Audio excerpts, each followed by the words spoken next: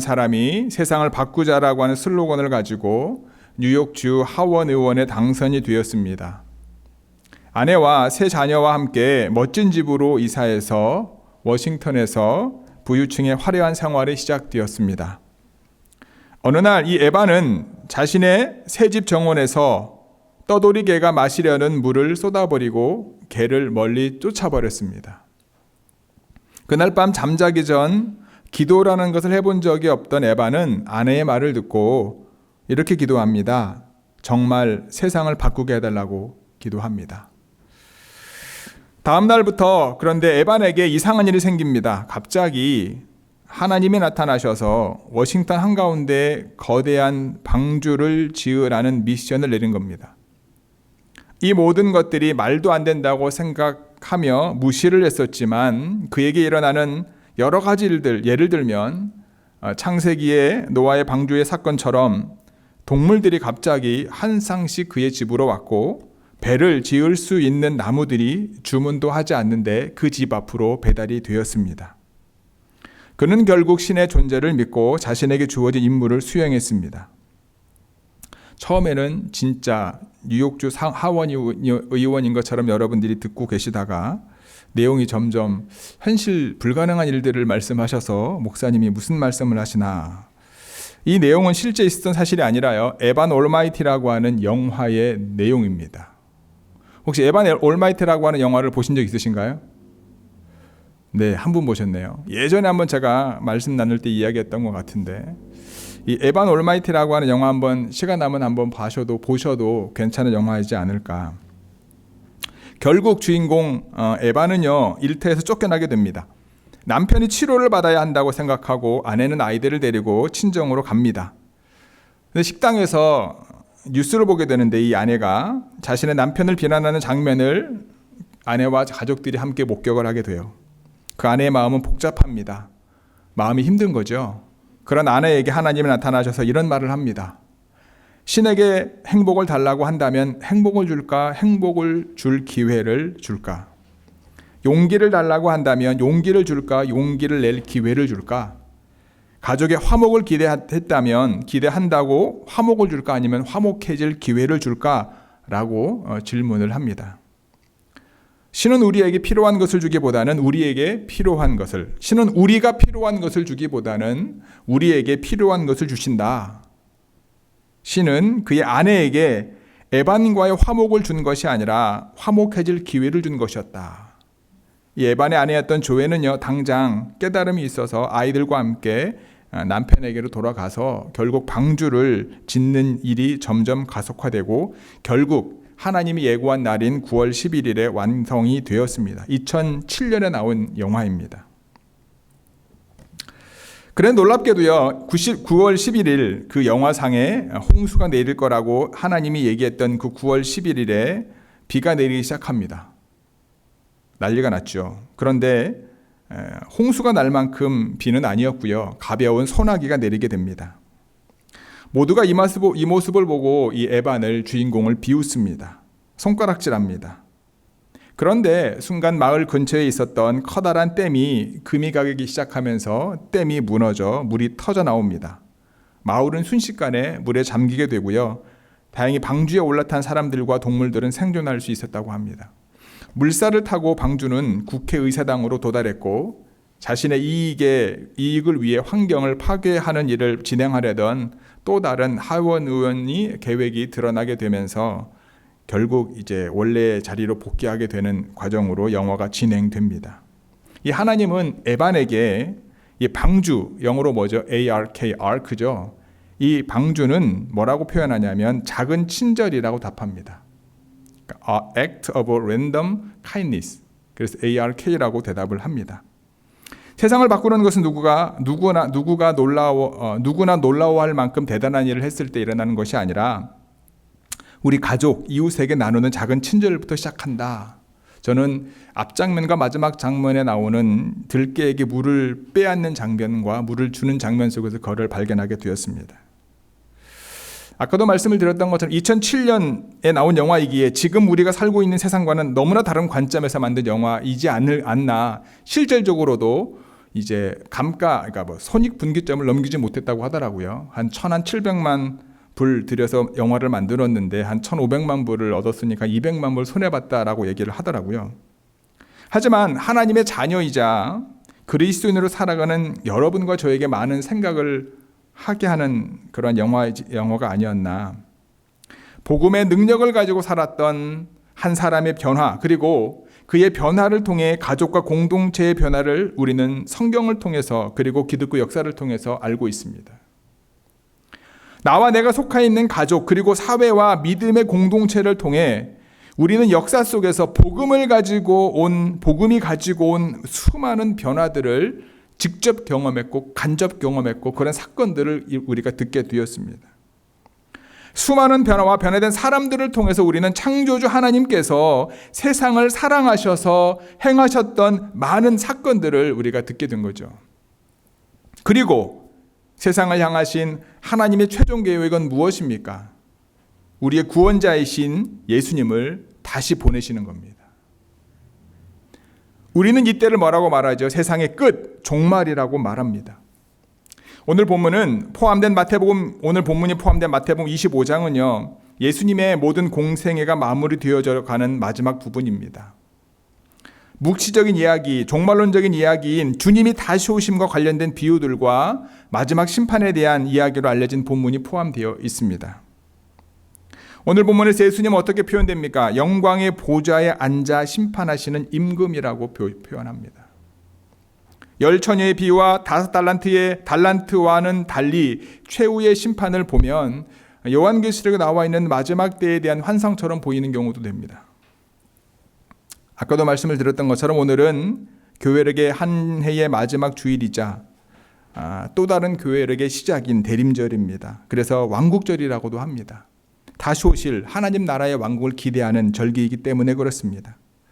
온 세상의 주권자이시며 왕이신 주님 앞에서 모든 민족이 심판받는 장면을 우리가 만날 수 있는 거죠. 창조로부터 시작된 시간은 심판으로 끝을 맺게 될 것입니다. 오늘 본문을 통해서 다시 오실 예수님께 사실 일들에 대해서 말씀을 나누면서 저와 여러분들 각자에게 주시는 주의 음성 듣는 시간 되기를 바랍니다.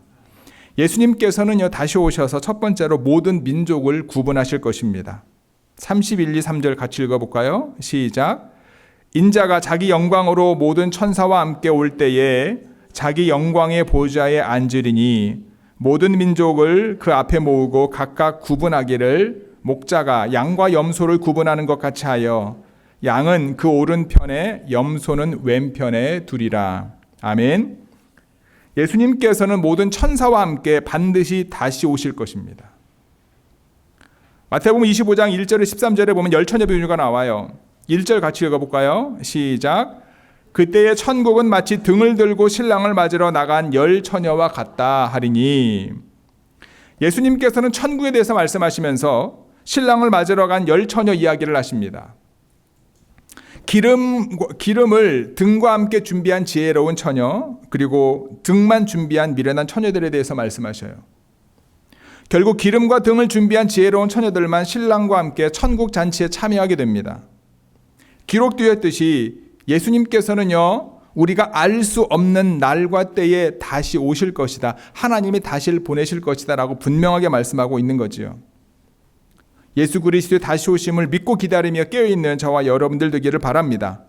다시 오실 예수님께서는요, 모든 민족을 그 앞에 모으시고 구분하실 것이다 라는 거예요. 목자가 양과 염소를 구분하는 것처럼 오른쪽에는 양을, 왼쪽에는 염소를 두실 것이다. 곡식과 가라지가 함께 자랍니다. 곡식을 뿌리는 농부가 여러분 가라지를 함께 뿌리지는 않아요. 하지만 곡식이 자라면서 가라지도 함께 자랍니다. 신기한 것은요, 가라지가 곡식보다 더 잘 자랍니다. 곡식을 위해 가라지를 뽑는 것이 정상이지만 예수님께서 그대로 두라고 말씀하셔요. 마지막 때가 되면 곡식과 가라지가 나뉘어지기 때문이다 분명하게 말씀합니다. 심판하시는 주님의 보좌에 모인 이들은 모든 민족들입니다. 세상 모든 사람들을 가리키는 표현으로 얼핏 읽어낼 수도 있지만 성경에서 민족이라고 하는 단어는요, 여러분, 일반적이고 보편적인 나라와 백성을 가리키지 않습니다. 특히 마태복음에서 모든 민족이라는 표현을 쓸 때 의미를 우리가 볼 필요가 있어요. 우리 24장 9절 말씀 읽어볼까요? 시작. 그때에 사람들이 너희를 환난에 넘겨주겠으며 너희를 죽이리니 너희가 내 이름 때문에 모든 백성에게 미움을 받으리라. 아멘. 분명하게 구분되지요. 여러분, 여기서 말하는 모든 백성은 누굽니까? 저와 여러분들을 포함한 모든 백성입니까? 저와 여러분들을 제외한 모든 백성입니까? 내 이름 때문에, 너희가 내 이름 때문에 모든 민족에게 미움을 받을 것이다. 예수님을 믿는 사람들을 핍박하고 예수님을 믿는 사람들을 미워하는 사람들이 모든 백성이라고 표현하는 거예요. 24장 14절 같이 읽어볼까요? 시작. 이 천국 복음이 모든 민족에게 증언되기 위하여 온 세상에 전파되리니 그제야 끝이 올 것이다. 아멘. 모든 민족이라고 하는 것은 저와 여러분들을 포함한 거 아니죠. 저와 여러분들은 복음을 먼저 받았고 들었잖아요. 복음을 믿지 않고 듣지 못한 이들에게 증언될 때까지, 그리고 그 증언이 되어지면 끝이 온다. 구분을 해서 말하고 있습니다. 여기에서 민족은요, 예수님을 믿는 사람들을 제외한 이들입니다. 말하자면 이스라엘 민족 입장에서는 민족들은 이방인들이고요, 그리스도인들 입장에서는 여기서 말하는 모든 민족은요, 비그리스도인들을 예수님을 믿지 않은 사람들을 얘기하는 거예요. 구약 성경에서도 여러분, 하나님의 백성이 속하지 않는 이들 전부를 모든 민족이라고 하는 표현을 사용을 합니다. 이런 관점에서 우리가 이해할 수 있는 거죠. 즉, 하늘로 올라가신 예수님께서는요, 반드시 다시 오시고요, 다시 오신 예수님께서는요, 모든 이들을 구분하시는데 오른쪽과 왼쪽으로 구분하실 것이다.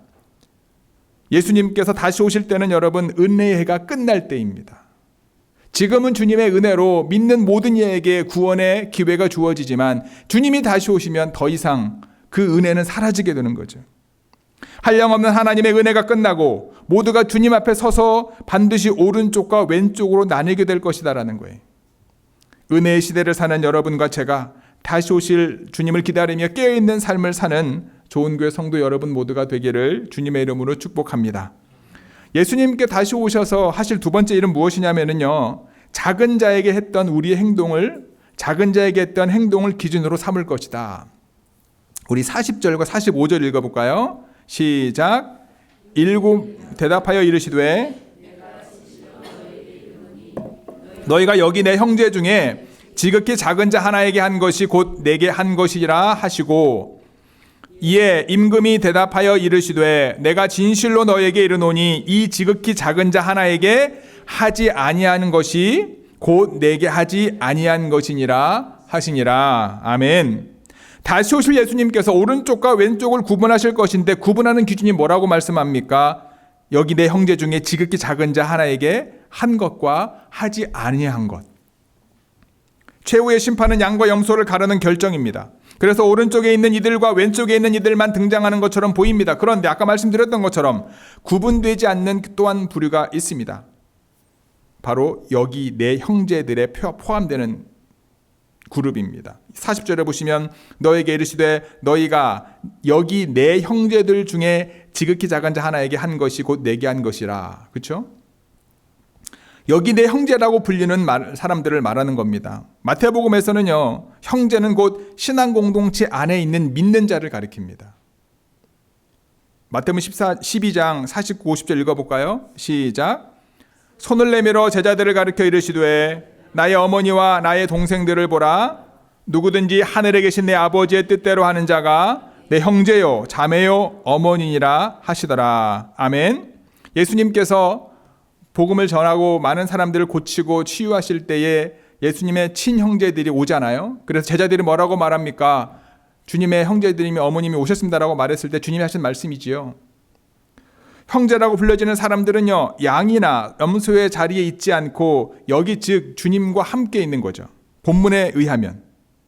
더 나아가 예수님께서는 자기 자신을 형제 중에 지극히 작은 자와 하나로 여기고 있다라는 거예요. 그럼 지극히 작은 자의 특징은 어떠한 사람을 말합니까? 줄인 사람, 목마른 사람, 나그네 된 사람, 헐벗은 사람, 병들고 옥에 갇힌 사람들. 실제로 마태복음 26, 27장에 예수님이 그러한 삶으로 마지막 마감을 하셨지 않습니까?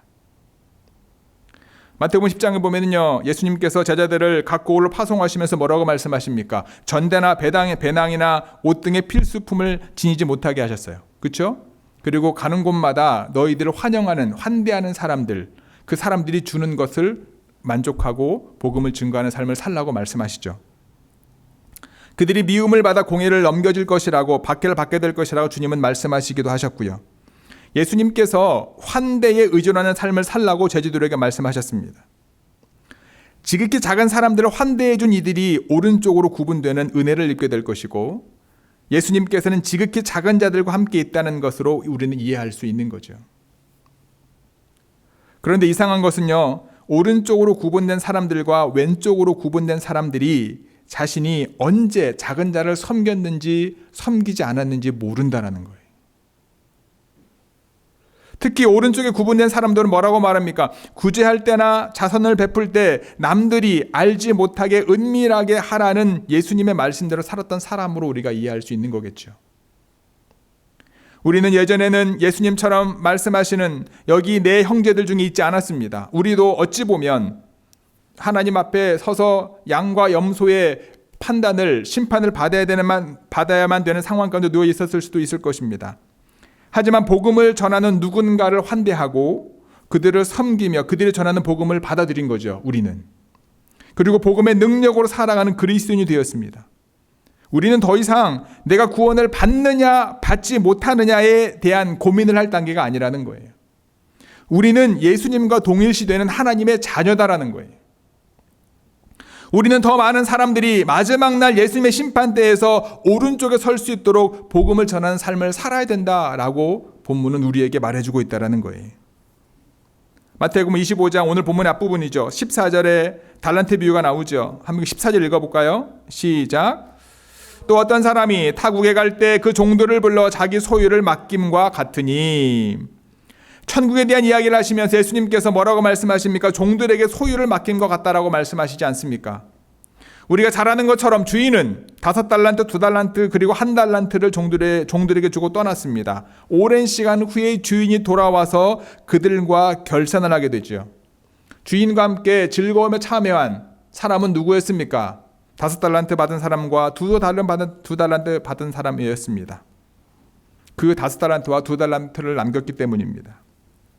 한 달란트를 땅에 묻었다가 그대로 가지고 온 종에게 주님은 뭐라고 말씀하십니까? 악하고 게으른 종이라고 말씀하시죠. 그럼 내쫓습니다. 이 종은요, 주인이 기준이 높고 손해보는 걸 싫어하고 혹시 실수할까봐, 그리고 자신이 실수해서 주인을 실망시킬까봐 주인에 대한 자신의 이해를 가지고 적당한 곳에 숨겨두었다가 그대로 손해도 보지 않고 그대로 주님 앞에 가지고 왔습니다. 그러한 종에게 주인이 뭐라고 말씀하십니까? 최선을 요구하는 자신을 인정하면서도 이자를 받을 수 있는 곳에도 맡기지 않았다라고 하는 게으름을 책망하지 않습니까? 다시 오실 주님은요, 회계, 즉 계산하실 것이다라는 거예요.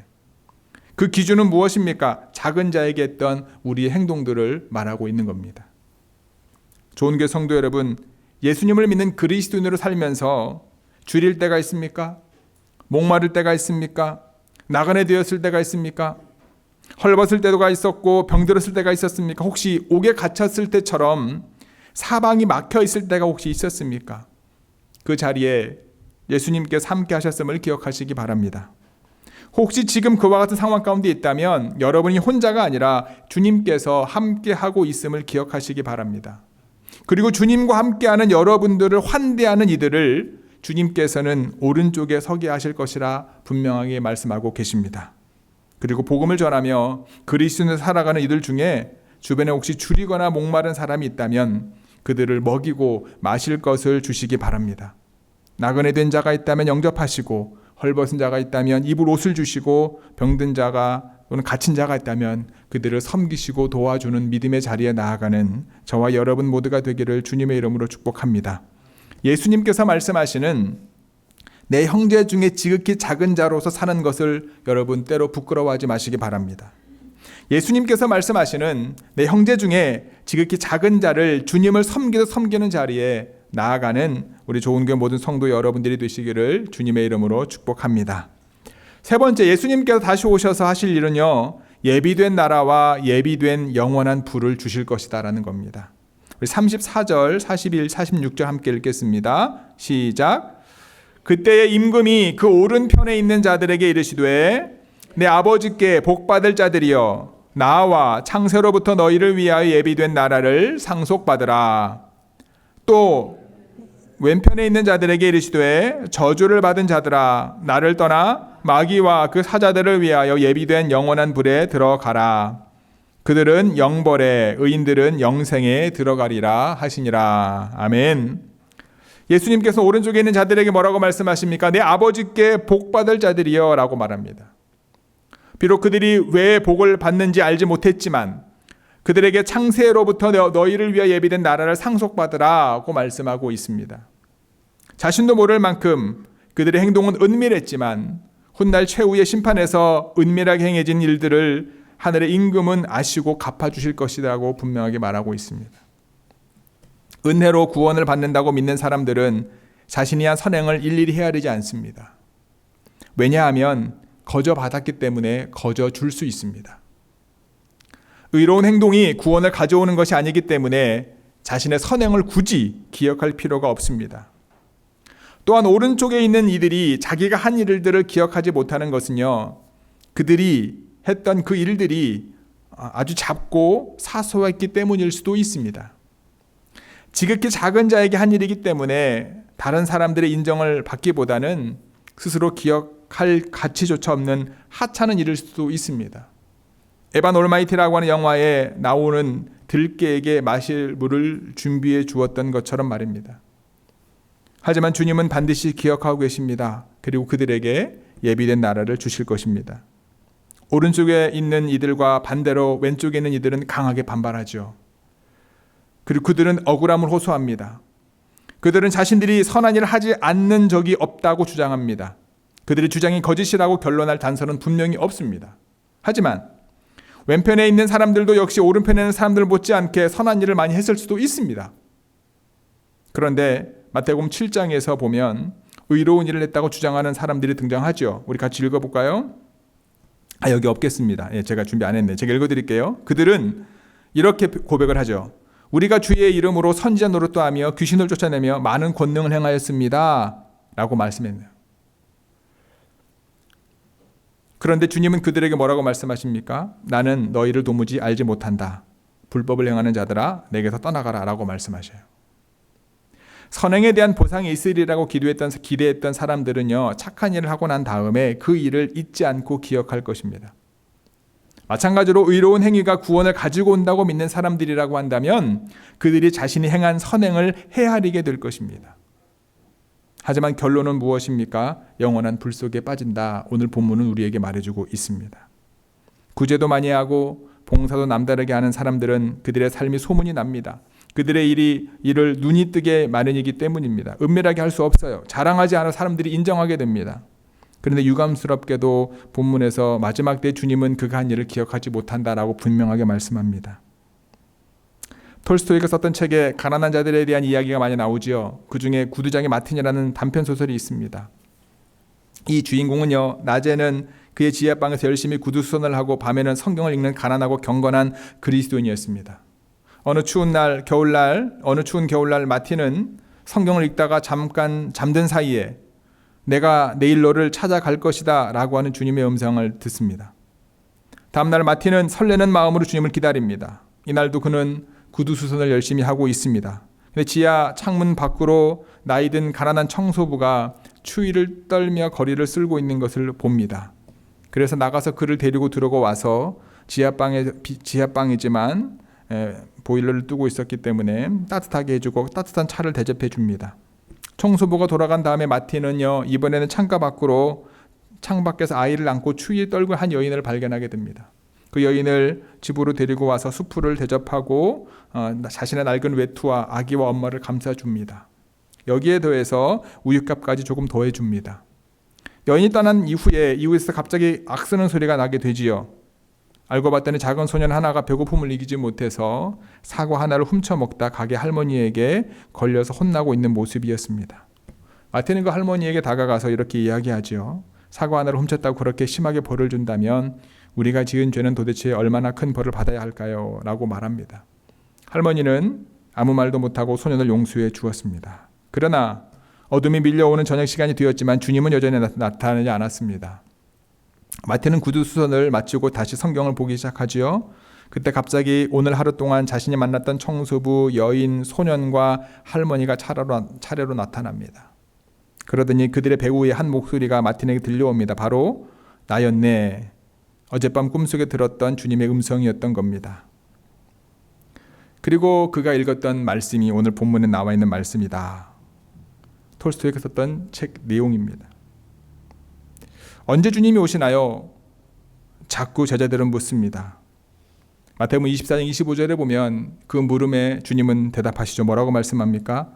아무도 모른다. 하지만 예수님께서 뭐라고 말씀하십니까? 어떻게 기다려야 될지에 대해서 오늘 본문에 나와 있는 것처럼 내가 줄일 때, 목마를 때, 나그네가 될 때, 헐벗을 때, 갇힐 때가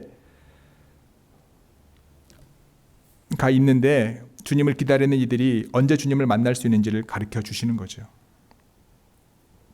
예수님의 말씀은 내가 지극히 작은 자들 가운데 있다라는 복음으로 정리되고 있습니다. 말씀이 길었고 복잡했지요. 여러분, 간단하게 정리됩니다. 주님이 다시 오셔서 분명하게 하실 것은 무엇입니까? 오른쪽과 왼편, 양과 염소를 나누는 것처럼 반드시 나누십니다. 우리가 복음의 은혜를 경험하고 하나님의 자녀임을 알고 있는 이들이라고 한다면 양과 염소가 나눌 때 그 자리에 없을 수 있습니다. 왜냐? 주님과 함께 주님이 말씀하시는 너는 내 형제야 라고 하는 그 자리에 있을 수도 있습니다. 우리가 종말에 대해서 많은 이야기를 하고 많은 학설들이 있습니다. 사실. 그래서 그것에 대해서 우리가 100% 이것이다라고 말할 수는 없지만 오늘 본문에서 우리가 이해할 수 있는 건 뭐냐 하면 주님과 함께 있는 주님이 말씀하시는 지극히 작은 자로 여겨지는 사람들이 있었던 거고요. 그 다음에 모든 민족 가운데 양과 염소가 나뉘는 거. 그리고 그들을 나누는 기준이 무엇이라고요? 지극히 작은 자에게 어떻게 했는지. 여기서 말하는 지극히 작은 자는 무엇입니까? 예수님의 복음을 알고 믿음 가운데 살지만 이 땅에서 힘들고 어려움 가운데 있는 사람들을 포함하는 거겠죠. 그리고 그들에게 분명한 것은 무엇입니까? 영원한 하나님의 나라 또는 영원한 벌, 영생이나 영보를 주신다라고 하는 사실.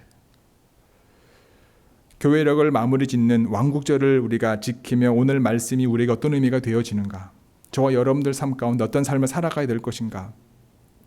우리가 기도하며 나라와 민족을 기도하며 하나님이 원하시는 거룩함을 소망하며 과거의 영화를 바라보며 믿음 가운데 살아가는 것도 좋지만 더 중요한 것은 무엇인가를 우리가 곰곰이 생각해 보아야 되지 않겠는가라는 거예요. 정말로 내 주변에 더 가까이에 내 배우자의 힘들고 어려움을 내가 인지하고 그들을 주님의 사랑으로 섬겨주고 있는가? 내 자녀이기 때문이기도 하지만 때로는 그 자녀를 바라볼 때 주님을 바라보는 것처럼 그들을 사랑하고 섬기고 있는가? 교회 안에서 믿음의 공동체, 여러분 우리가 팬데믹 기간을 거쳐가면서 얼마나 많은 피지컬리, 멘탈리, 스피리추얼리 힘들고 어려운 과정을 겪었지 않습니까?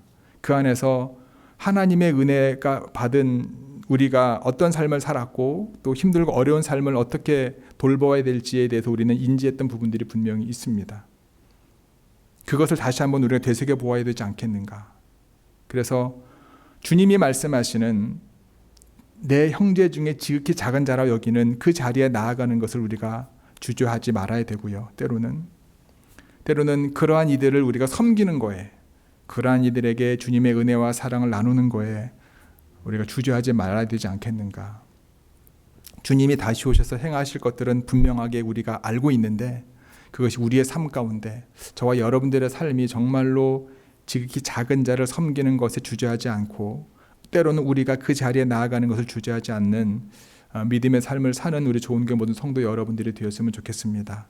그러하면 주님 앞에 섰을 때 또는 주님 편에 섰을 때 늘 주님이 우리를 기억하시고 다른 사람들은 나를 인정하고 내가 어떤 삶을 살았는지 모르더라도 주님은 우리의 삶을 다 기억하시고 우리에게 하나님의 은혜와 사랑과 영원한 하나님의 나라와 영생을 선물로 주시고 그 안에서 함께 찬양과 경배 가운데 나아가게 됨을 잊지 않는 저와 여러분 모두가 되기를 주님의 이름으로 간절히 축복하고 기도합니다. 아멘. 기도하시겠습니다.